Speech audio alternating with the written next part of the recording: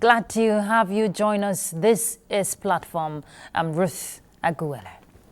As an entrepreneur, your goal is to make profit from sales. However, counting losses is not part of the bargain, even though it is inevitable when trying to build an empire.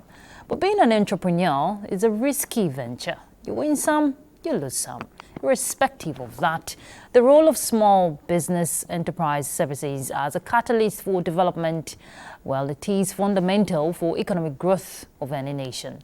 It plays a crucial role in generating employment, alleviating poverty, and contributing to the GDP across diverse sectors. They are usually characterized by their flexibility, innovation, and dynamism. According to reports, SMEs contribute about 48% thereabout of the nation's GDP and employ about 84% of the country's workforce. Now, this makes them a crucial driver of economic growth and job creation. Despite the contributions SMEs make, most entrepreneurs still face numerous challenges that hinders their growth and sustainability.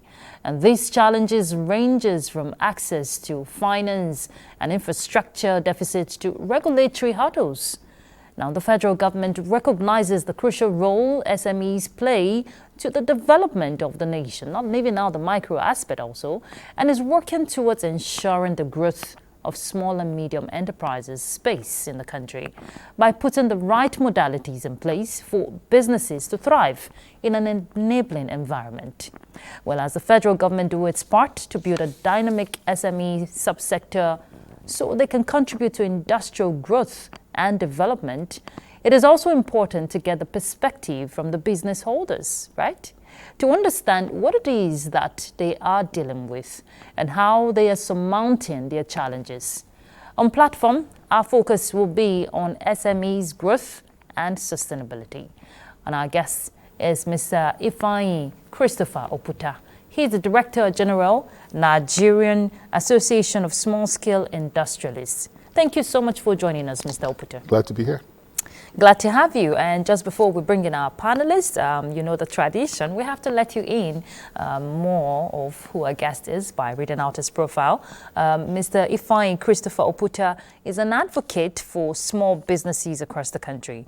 His work with NASI, that's the Nigerian Association of Small-Scale Industrialists, has been pivotal in shifting government perspectives and fostering support for small businesses in Nigeria's volatile economic landscape. Trained as a chemical engineer, he is also a serial entrepreneur. He has explored diverse fields in entrepreneurial skills, ranging from catering, fashion, and gift packaging. He has worked with Chevron, Shell, and NNPC before becoming an entrepreneur. Throughout his career, Ifeanyi has been at the forefront of industrial procurement with a portfolio that spans textile, food and beverage, and manufacturing sectors. He consistently extends training to young entrepreneurs and employing thousands of young Nigerians for more than 4 decades. Well done. All right, our panelist is one of our own here. I'm talking about one of our business correspondent, Moplank Dakok. Moplank, thank you so much. Always nice to have you on Platform. Yes, thank you, Ruth, for having me again. You're welcome. Platform. All right, so Mr. Oputa, let's paint a picture, for the SMEs landscape in Nigeria, looking at the space. If you want to look at the growth and, let me say trajectory, what would be your, opening remarks as regards how SMEs are thriving in a country like Nigeria, looking at the population, the demand, and of course, meeting these demands? Okay. First of all, I'll say that MSMEs are not given their full recognition, and it's not really anyone's fault because there's no proper understanding of what the MSMEs are doing in the country. The MSMEs hold the jugular of Nigeria's economy. The statistics that we read and we reel out, as you know, they don't quite capture the exact numbers. Not even exact. They don't capture a fraction of what MSMEs are doing in our economy. And this creates a mismatch between, if you don't know someone is that important in your home, you might give the person less credit for the great things he or she is doing. So our tireless work is to make sure people at the helm of affairs understand the contributions of the MSMEs to Nigeria's economy, and that's been going on for decades. It's not a new scenario. Yes.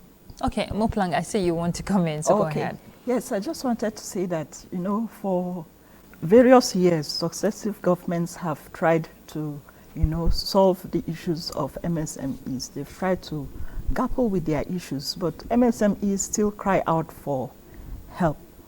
What exactly is the issue? What are the issues that, MSMEs are grappling with, and why haven't governments been able to solve these issues? Okay, that's a very good question. Over time, like I said earlier, government of the day hasn't understood the role MSMEs are playing, and therefore not given MSMEs the support that would help those MSMEs do great in the economy. It's like what we call in NASI understanding the parallel economy, because in every country you have two economies. You have that economy which everyone sees, that is traceable, that is tracked. That's the main economy. In most countries of the world, the economy that's not seen, the parallel economy, is normally the underworld economy of criminal activity, economy of child trafficking. That whole underworld economy is what is hidden and what no one wants to report. But in Nigeria, what we call it the parallel economy is that this hidden economy is not an economy of crime. The real economy of Nigeria that's not being seen is not. It's an economy of honest, hardworking people, but who are not being seen. Quick example. Okay. We all know, anybody who is being honest with himself in the economic space knows that Nigeria is the breadbasket for the entire West Africa. So Nigeria is feeding West Africa. So the food that's being bought and sold in Nigerian markets, the competition at the farm gate is not between Nigerian farmers and Nigerian buyers in Bauchi and Lagos. It's between people in Cameroon, people in Niger, Chad, the entire Sahel. They're buying our food. So, but that food that's going out of the country, it's being smuggled out. It's not being transparently exported. So someone somewhere in the government will say Nigeria's main export is crude oil, when for decades, even before Nigeria started discovering oil, Nigeria has been exporting food. We look at the export statistics, they say Nigeria's food exports it's a fraction of what it really is. So, in essence, you're saying we don't have enough statistics about we don't have our exports. Any authentic statistics of our export, because it's being hidden, and because it's being hidden, it's the power of that economy is not being supported. Because in the thinking of on the papers which the development partners use to work, the World Bank, the IMF, everybody who takes a decision, even at federal government level, CBN, etc., the decisions taken are taken based on data they get. But if this data is faulty, they take faulty decisions and continue wondering why the policies are not working. Okay, so let me come in here. Yes.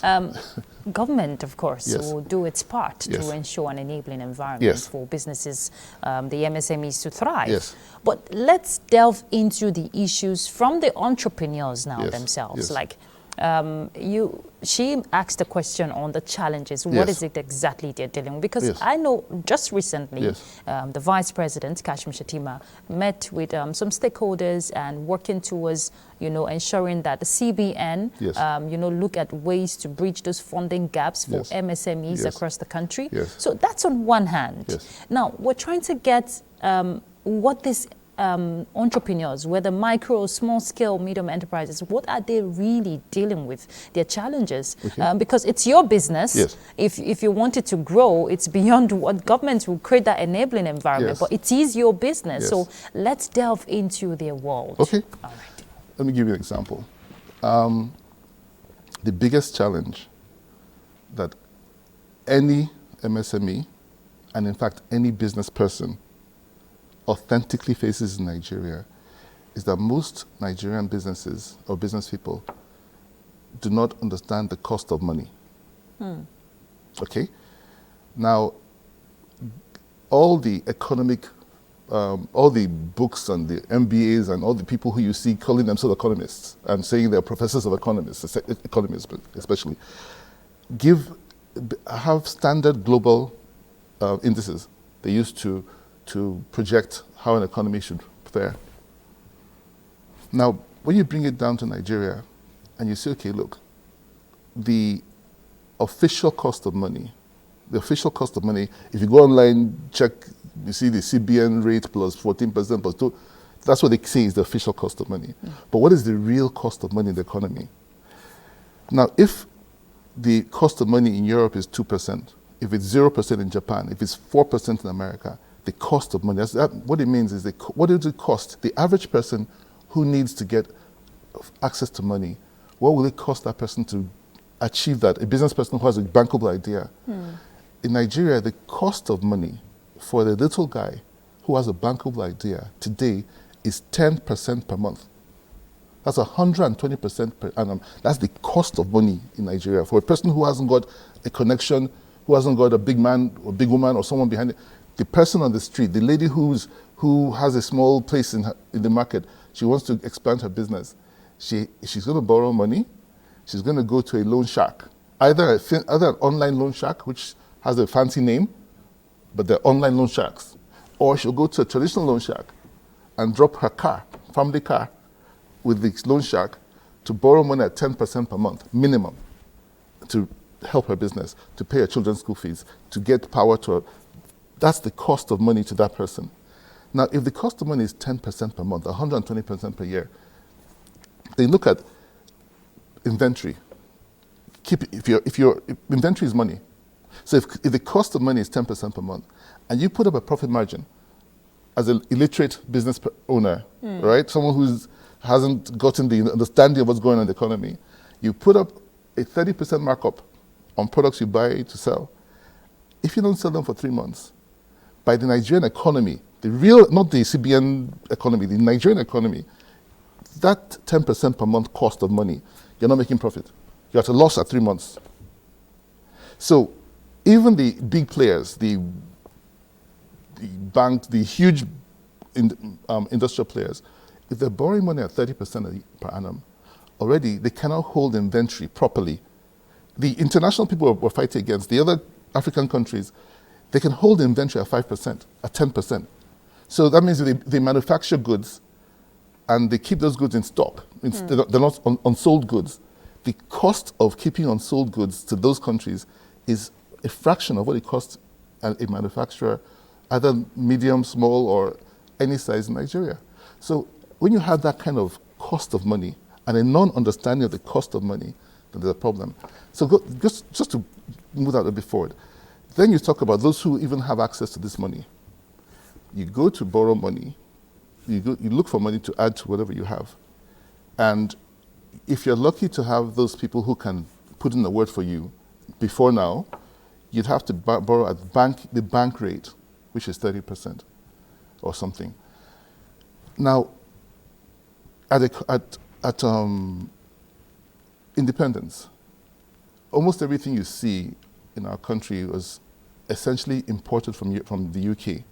The police framework, the customs framework, the banking framework, it's not home developed, it's imported. So that imported framework for banking says people must have collateral, and collateral is acceptable to the banks are landed properties, COVs of landed properties as against movable assets. Now, why do we borrow that from Europe?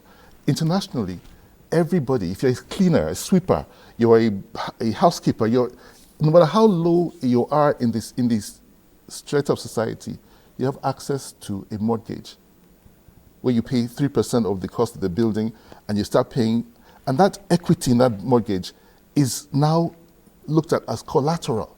So everybody has access to borrowing because everyone has collateral. Everybody who works has collateral, landed property. But you bring it to Nigeria and you say, you must have collateral, and no one has a house. How many people in this room own a home?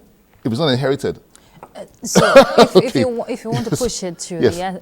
the entrepreneurs Yes. now, what Yes. exactly are they dealing with? I know you're trying to paint a picture for the system No, and the no, structure. just not the system, for the entrepreneur, because the entrepreneur is in the system. The entrepreneur wants to borrow money. He's told that he must bring collateral. He doesn't have the collateral. What does he do? He looks for who has the collateral, borrows collateral from someone, pays that person 20% for the collateral, pays the bank 30%. You have an economy where people are borrowing at 50% to run their businesses officially and 120% outside the official system. While next door to us, they're borrowing at 9% officially in all parts of Africa and across the world, in China and places, at 0%. So already our the cost of money is horrendous. That's one side. Then the infrastructure. Everyone in Nigeria talks about infrastructure. All of the infrastructure that the MSME puts in place to run its business costs the fuel costs for running generators, the water that they have to produce and treat. These are what normally should be municipal provisions, but MSMEs have to provide those costs. Those not only MSMEs. Now, in the case of larger firms, as they provide those costs for those costs, they made an argument to government that, look, we're providing all this infrastructure. In exchange for this provision, maybe give us some tax reliefs. Give us some incentives that say, okay, because you're providing all these things yourself, you have these incentives. But what happens to the little guy? Secondly, if the big guy, the big company, borrows money and has an issue, has a problem in paying that money, the government created for the big guys, AMCON. It says this for everybody, but AMCON essentially has helped banks protect those large players who could not meet their. Now, what happens to the small guy? The small woman in Kefi that borrows money, that can't pay. She's going to be arrested by the police. The guy in the market who cannot pay his loans and he's going to be arrested and criminalized in our society. Mr. Oputa, yes, please. If I understand you correctly, yes. Even if you're trying to throw it back to yes. how the system operates, the entrepreneurs yes. have their own share. Yes. Because if you're talking finance and capital, yes. The capital base of some entrepreneurs, they lack structure yes. based on research. Yes. Now, you're collecting credit to yes. expand your business yes. or put into your business yes. or even start a business.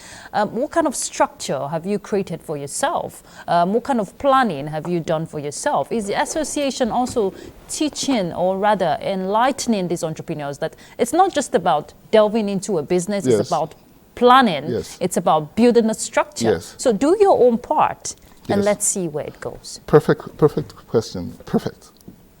Now, it's easy to sit down, not just, this argument is not something just from you, it's from so many different, even banks say, we couldn't lend to these folks because they don't have structures. Yeah. We couldn't lend to them because they're not organized. They're not this, they're not that.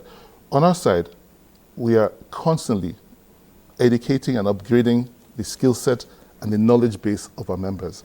But remember, like I've said, these folks are not your normal everyday folks. These folks are desperate. These people we're talking about are having local government folks coming with trucks and sealing up their shops. These people are having double-digit inflation totally obliterate their profits and their business. These are people these are the lowest of the low. The people who are suffering horrendous situations in our country, and that, like I said, they're providing their own infrastructure. When you're providing when a state, the Nigerian state, I'm not talking about today. This is from military regime where the problem really started, and it's been borrowed and carried over for decades. If you're not taking care of those things that make the small business player, give him that room to thrive, you're having people who are at their wits' end and struggling every single day just to make that day pass. So when you say they don't have structure, other countries where this problem happened, it was happening in Bangladesh, it was happening in Singapore, it was happening everywhere in the world. what different thing was done? The different thing that was done is that they created development finance institutions. So when you create a development finance, it says, okay, look, you know what? We know these people haven't got the capacity. We know that they cannot pay back loans the way the average people do, because they are facing a myriad of challenges. So the DFI would bring in funding and say, look, as we're bringing this funding in, we know we're not going to recover at this pace or this rate, but we're also going to build capacity.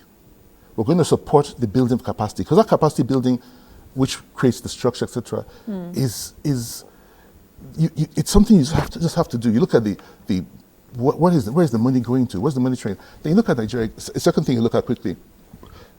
Traditionally, Nigerians all believe that the women are the most disenfranchised people in the business communities. Oh, well. All right? You and I, everyone says that. I know the Nigerian women out there are going to shoot me tonight. You have two women, yeah. Shoot me tonight. But let me tell you something. Yes. Nigerian women control the Nigerian economy. Forget about the things you hear. Nigerian women have always controlled the Nigerian economy. Okay. It's only Nigeria that you hear about. Have you ever heard someone abroad saying market woman? No one talks of market women in Europe. It's here that you have market women. Our markets are dominated and controlled by women. Fishing that you hear about fishermen, most fishing is done by women. Farming, you hear of farmers, most farming is done by women. Enterprise, fashion, creative industry, check it out. Women are controlling the economy. My mother had 5 small businesses that she was using to support the home, but all the credit goes to the man. But the women are the ones running the show. In many homes today, and I'm talking about, no one has done statistics because no one wants to come out and say it, but I'm sure 60 to 70% of Nigerian homes are being financially supported, not just supported, financially run by the women. Mr. Oputa. Yes, please. You kept talking about financing, yes. But Ruth talked about having structure and also skills. Yes. You haven't spoken much about skills, but I want to ask you, do you think financing is more important than having skills, or having the skills for the business is more important than having the finance? Which one comes first? Which one should come first? Okay, a lot of people make a bit of a mistake in terms of what they believe an entrepreneur or a business owner has to do. A lot of people believe that a business owner, for example, a person who has a bakery must be a caterer or a chef or something. Yes. A person who has a barbering salon or something must be a barber. It doesn't always fall that way. You have investors in the economy, and you have those people who are supposed to be employed in the economy, and those employees in the economy are the ones who need a skill set improved. We are in the middle of programs with foreign partners and local partners to develop and improve the skill set of MSMEs. The skill set of MSMEs in Nigeria, sad to say, is on a much lower level today than of our West African counterparts. Okay, so that's why you hear, I'm a patriotic Nigerian, but I'm being honest to you about what the situation is. 10 Nigerian builders who are building homes would rather take a Togolese or a Sierra Leonean, or anybody from West Africa to come and do their tiling and their finishing than take a Nigerian. So the same thing goes with tailors. You guys know, everyone knows, they say Senegal tailors. Exactly. Yeah. So the skill set issue is there, but it's made more difficult when people are, once you tackle the base, which is what makes people desperate, then they now are able to get more interested even in improving their craft, the skill set. But when they're desperate, the desperation level where the businesses are on the verge of collapse, that makes a lot of people less interested in improving that quality, but going more into how do they survive tomorrow? How do they get that business to run tomorrow? So in any economy where people are desperate and looking for how to survive tomorrow, many things suffer, including quality. All right. Yes. So now that you've agreed that there's a skills gap. Of course. What is your association doing particularly about it to handle that in Nigeria? Very well. We are in partnership with, I wouldn't probably have to name the association because but many associations where, especially in textiles, we're doing that. We have a whole conversation around that. With the mechanics groups, we're also talking about, we're also working with them. But these international groups are bringing in presently a whole range of trainers who are going to be working through a few of the, I think it's the MBTI and the National Board of Technical Education. Yes, we're working with those groups now because we know that once that's done, essentially these are two. They have to work pari passu. You remove desperation, and then you get interest. Some of these foreign folks are even doing as much as providing food and transport to get people trained, because they know the first question is, how can I go for a training when how do I eat? Exactly. So those primary issues are critical to resolve whilst improving training, because nationwide, those who are the so-called training apprentices, many of those people themselves are apprentices. So you might have, if you look at air conditioning across Nigeria, ask anyone who has an air conditioner, you can't find someone who knows what he's doing, that will keep it working properly. Generators, the same problem. Millions of generators across the country, but people who are properly trained to. So in every sphere of endeavor, you find that there's a skill set gap. Okay, so but are these entrepreneurs willing to equip themselves? Because at the end of the day, it's for your own benefit. Yes. So are they showing interest? Now, this is where it gets tricky. Like I've said, in the scheme of things, the Nigerian population has voted with their checkbooks, with their money, against inferior products. Okay? So, and inferior products, you vote with their money. Inferior service, what can you do? When the inferior service comes to you and it's universal across the country, will you take your car to Cotonou to get it fixed? You can't. Will you take, so the Nigerian public, in terms of services, has sadly had to accept what is available because it's across board. So solving the skill set issues across board, it's not isolated to some areas. So most, like I said, those who are the trainers themselves, those who are having apprentices around them, go to a place where you see someone with 5 apprentices. It's like someone who's teaching English and the person is speaking broken English. So exactly what are you teaching? And that just explains the situation. So, but if, as we're exploring this with the government of the day, with government as headlong, we're saying, hey, if you really want to make MSMEs thrive, if that's our joint goal, then a lot more attention has to be given, even more than that which is given to the large players, because this is where the real economy is functioning. That's why the CBN always, go back to 2009, the CBN said itself, they said, look, they don't know how Nigeria escaped recession when the whole world was having recession, because according to the dynamics and interest, Nigeria should have been in recession in 2008-9. But they saw the economy still flourishing because they didn't quite understand the impact of the MSMEs in the economy. All right. Just hold that thought. We have to take a break. We'll be back shortly. Please stay tuned.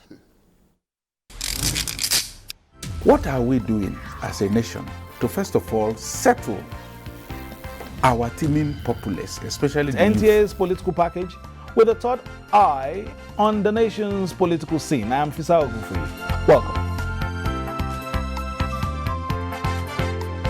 You have to be very careful giving space to people who are obviously sponsored to further the agenda of some other groups. We have a lot of questions. A lot of questions in a closed-door sessions. Some of these issues, some of the problems bedeviling of their. In fact, between June 1st and July 17, 19-point-something billion has left the coffers of the NDDC. I can say my constituency, they need everything because we don't have anything.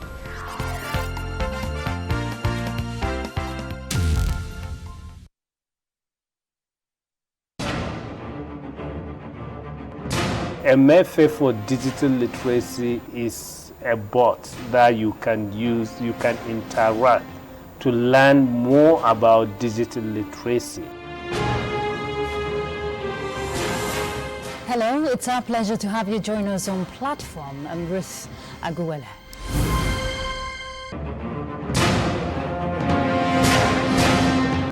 What is the yardstick for measuring everybody's moral integrity? It's critical at this point in time. How daunting has that been for the Institute in getting them abreast with all the legislative procedures? The fact remains that one training workshop is not enough.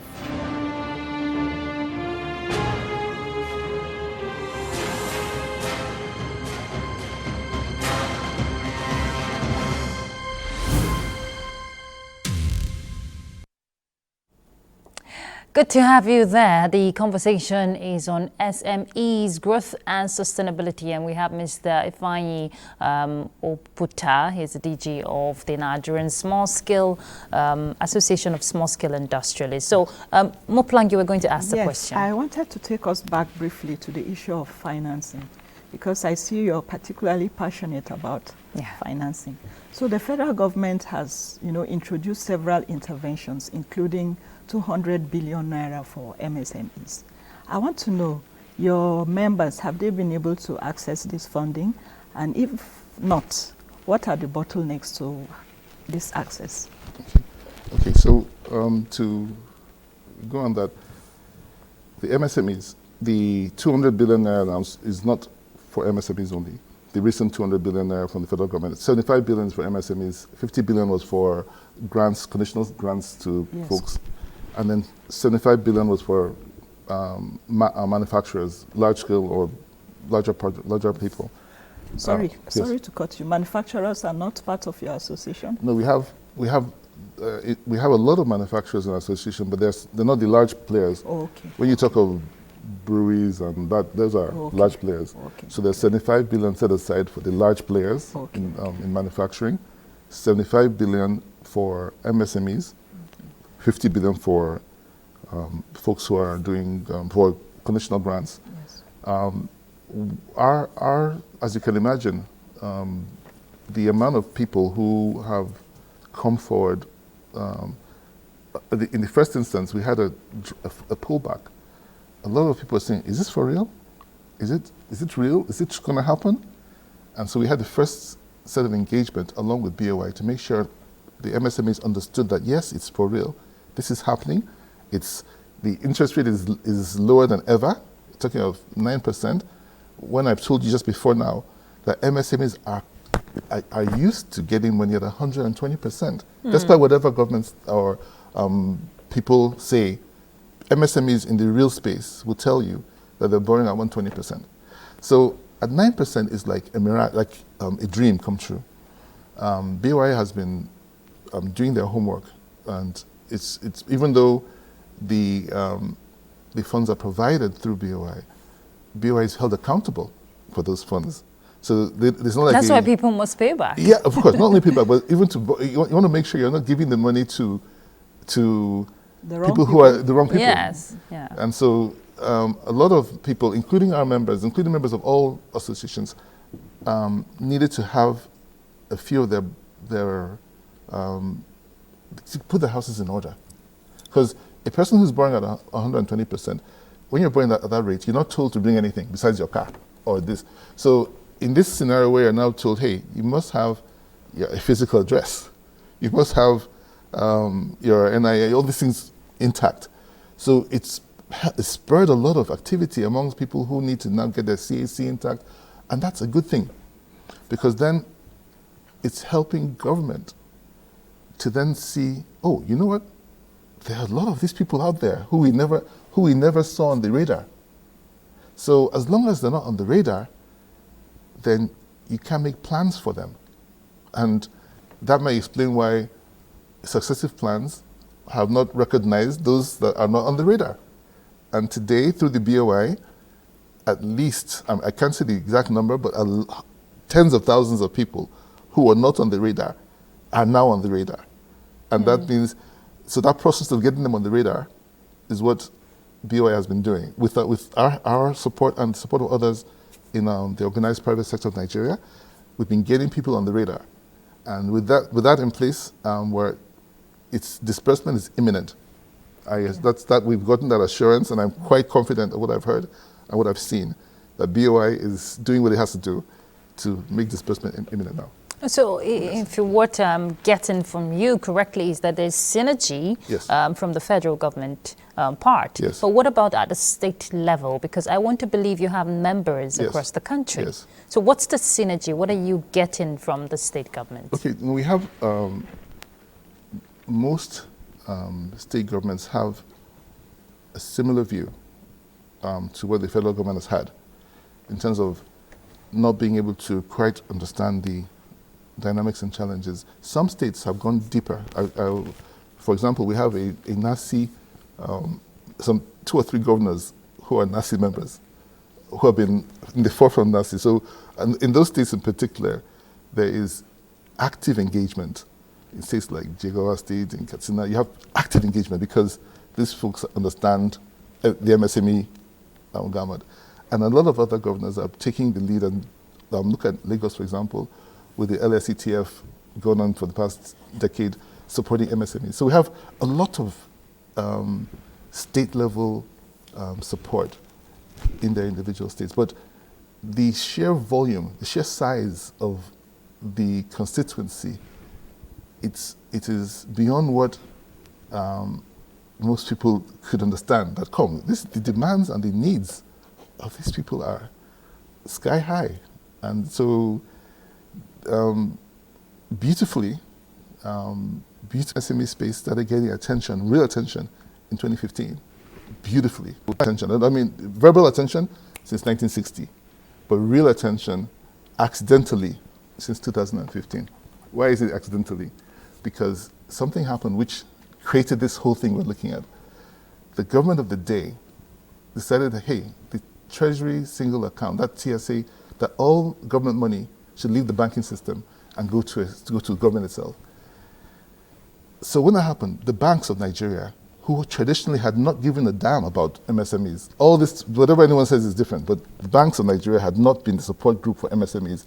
But when this happened in 2015, all the big banks started looking for those MSMEs now and started lowering their entry rates, started creating desks that would deal with MSMEs, started looking for ways, scrambling to support MSMEs, because they now found that the bulk money which they were trading with there's had a vanished. gap, so they needed it. So from 2015, with this gap, with the banking system, with everyone now saying, hey, you know what, we need to really, these are the folks who will keep us in business.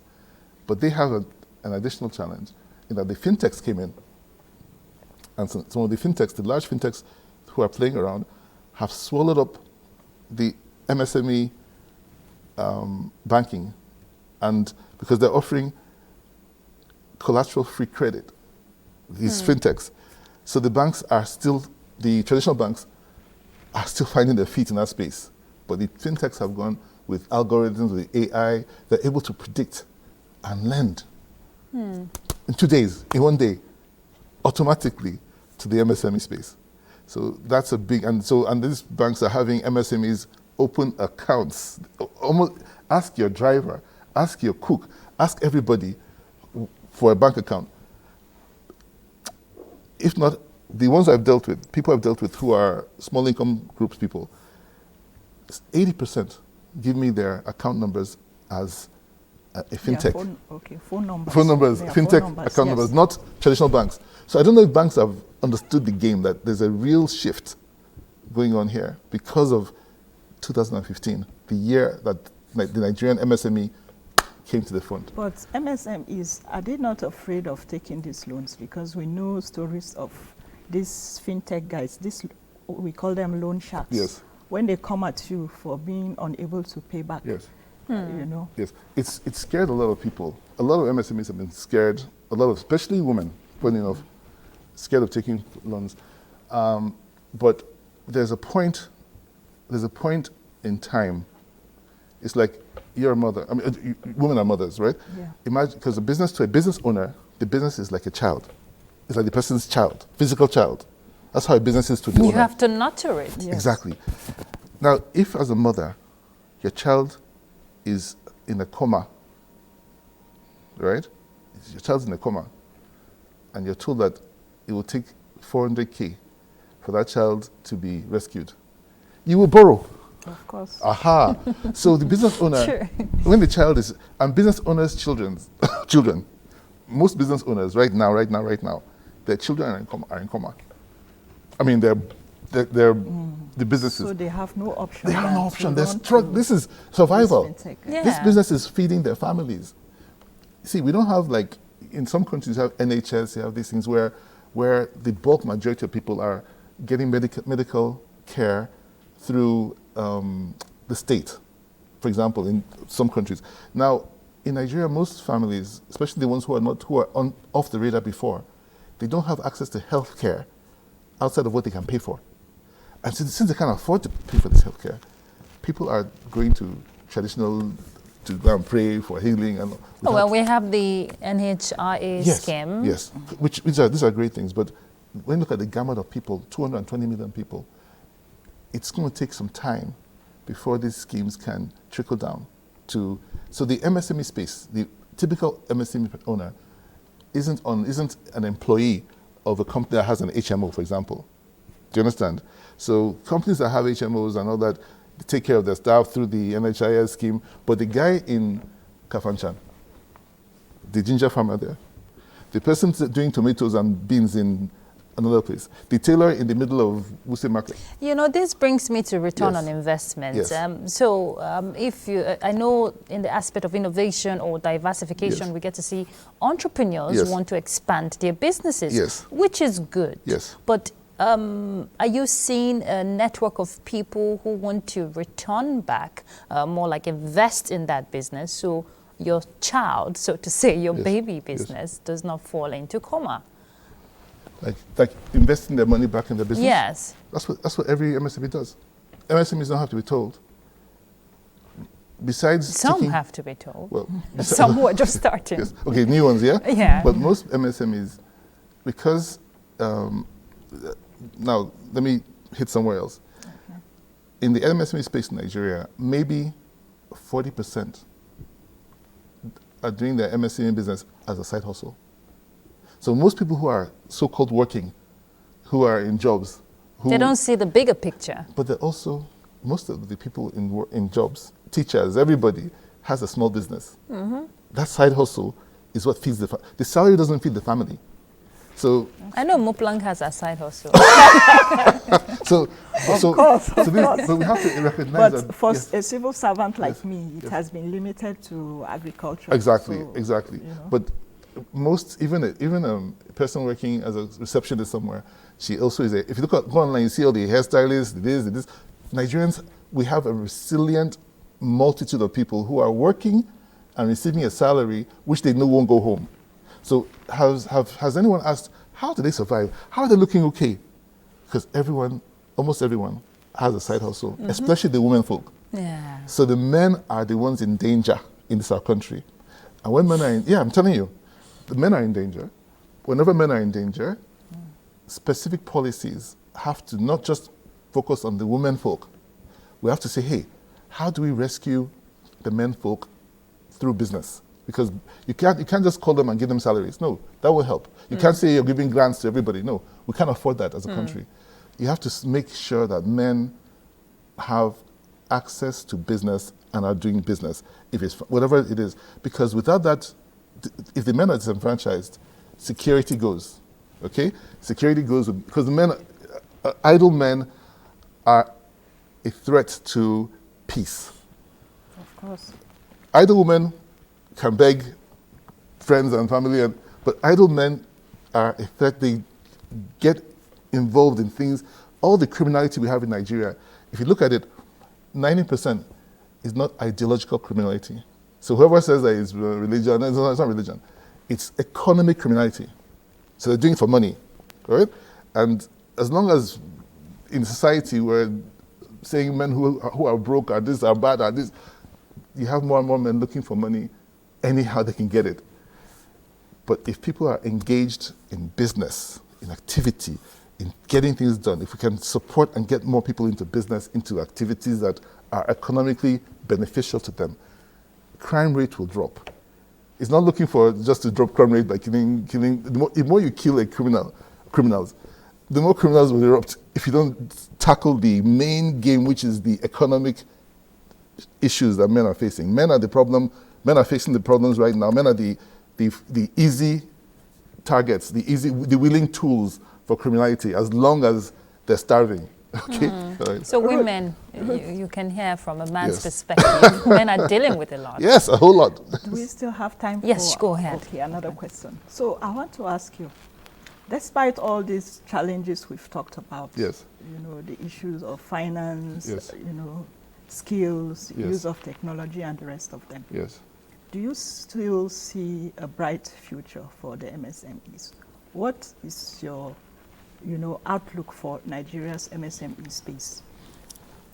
Two things. First of all, the most beautiful thing is that there is 100% bright outlook for the Nigerian economy. That's the main thing we've seen. Okay, if I can quickly break it down in a sec. The 4 or 5 major headers that swallow our foreign exchange in Nigeria, the 4 or 5 things that suck at the foreign exchange. Number one has been the buying of importing petroleum products. Number 2 has been large foreign operators who need to repatriate their money. The MTNs, all these people, the kind of money they need to repatriate is in the billions of dollars every year. You have the local needs for local manufacturers, et cetera, et cetera, et cetera. And you have the people who buy money for the school, et cetera. Now, in these 4 major headers, one has gone. That's the petroleum, cost of bringing crude petroleum products. With that going, you have half of the burden resolved. That's what's happening this year. Half of the burden is resolved. You're seeing it already in the way the demand for Forex has dropped. That is a great thing for the economy.